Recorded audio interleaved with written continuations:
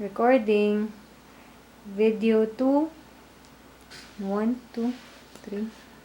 Action. Good evening guys. First time in 12 years na magpo-post uli ng video sa YouTube, formerly known as Villain Zero. Unfortunately, nawala ko yung password at user name, nakalimutan ko at di ko na mahanap.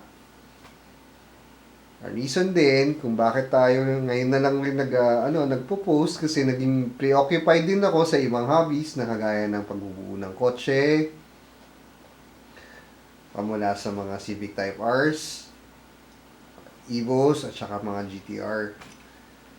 Isa rin yan sa mga hobbies natin, at saka yung pag-aquascaping, at saka paggagawa ng mga terrariums, at pag-aalaga ng exotic pets. So anyway, naging pasundot-sundot lang ang airsoft. So anyway, ngayon, medyo bumalik ang hilig natin at tinopak tayong gumawa ng video. So ngayon, ang pag-uusapan natin, itong Gardner 1911 na binuo ko. Hindi ko na kayo bibigyan ng mga tutorial video paano buuin to dahil napakarami dito sa YouTube niyan. Ang tuturo ko lang sa inyo yung approach kung sakaling mangyayari sa'yo o sa inyo at nangyayari sa akin. Kasi ang nangyayari dito, ang clearance nito, nung hindi ko pa to naayos, ngayon ayos na, dati hindi ko pa naayos, sobrang dikit na hindi mo na makasa yung slide. Nagtaka ako kasi lahat ng kaya ko i-garter na mabibili kong available dito sa Pilipinas, like for example na garter na half chamber, blowback housing, nozzle, spring, etc.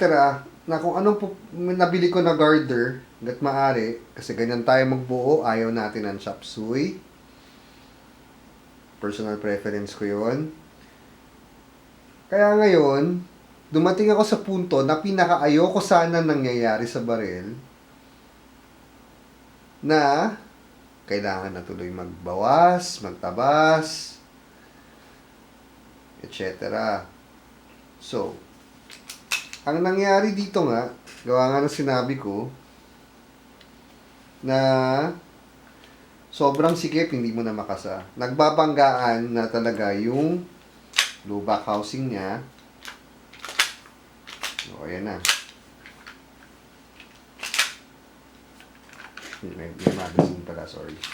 O, anyway, nagbabanggaan na talaga yung ano niya, blowback housing niya, at saka yung inner frame.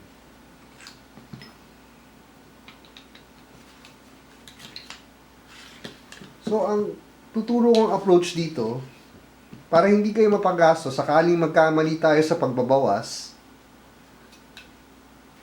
unang-una, tingnan natin muna alin yung mas abundant na pyesa at mas mura. 'Di ba? So, yun ang bawasan natin. Between these two, mas madali makakuha ng blowback housing. So, mas pinili ko na ito ang bawasan. Kasi ang problema nito, bukod doon, yung alignment niya sa butas dito sa frame, nakakapagtaka dahil pareho ang garter, so expected mo, dito rin nila kinuha yung sukat. Pero yung butas nila hindi aligned. Nung inalign ko, ito na, nagkaroon na ng gap. At nung ikabit ko, ito na, sobra na sikip bumabangga na sa frame. Normally, dun sa mga binubuo kong Airsoft Masterpiece o Gunsmith Bros, may diferensya rin na ganun sa umpisa. Lalagyan mo na langis, kasakasa mo, maya-maya, okay na. Ito hindi eh. Talagang sobrang dikit. Kaya kinailangan talaga dito na magbawas. So, yun nga.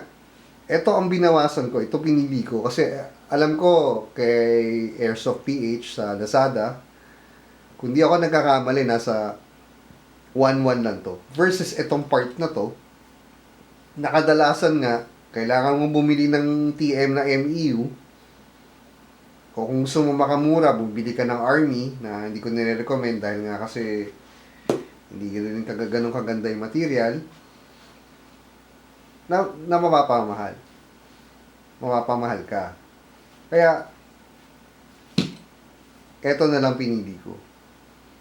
So, ano pa naging problema bukod doon? Kaya, dapat talaga, bago ka nagbabawas, inaaral mo yung mekanismo ng baril, paano siya nag-work.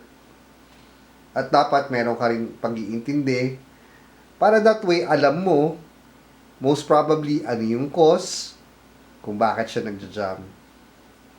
Kaya talaga pinaka-importante bago ka magbawas, alamin mo muna yung mekanismo ng ginagawa mong laruan.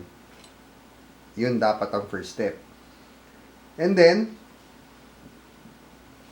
igalaw-galaw mo, kasama mo, o ano, dun mo makikita which part ang kailangan mong bawasan. So, in my case nga, sabi ko nga, unahin natin na mas mura at mas abundant para kung sakaling nagkamali tayo, madaling palitan. O hindi ganun kasakit palitan. So, nung eto naman, nakuha ko na, dahan-dahan tayo magliha para makuha natin yung tamang fitment. Hindi natin po pwedeng madaliin yan. Kasi pagka sumobra ka, hindi mo na maibabalik. Kaya mas mainam na yung dandahan tayo kaysa nagmamadali tayo. Doon na papasok yung gastos pag nagkamali ka na talaga. Kaya para maiwasan yun, dandahanin natin ang pagliha. Now, excuse me. Since lumapit na to ngayon, may problema pa rin. Ano yung susunod kong tinignan? Ito, itong dalawa na to. Kasi nga gawa nga na lumapit siya. Ngayon naman, syempre, ito humaba masyado. So, kinailangan ko rin itong bawasan ng konti. Konti lang. Itong dalawa na to. So, yun. Yun lang, mga bros. Hindi ko na kayo ibobore sa paano buuin to step by step.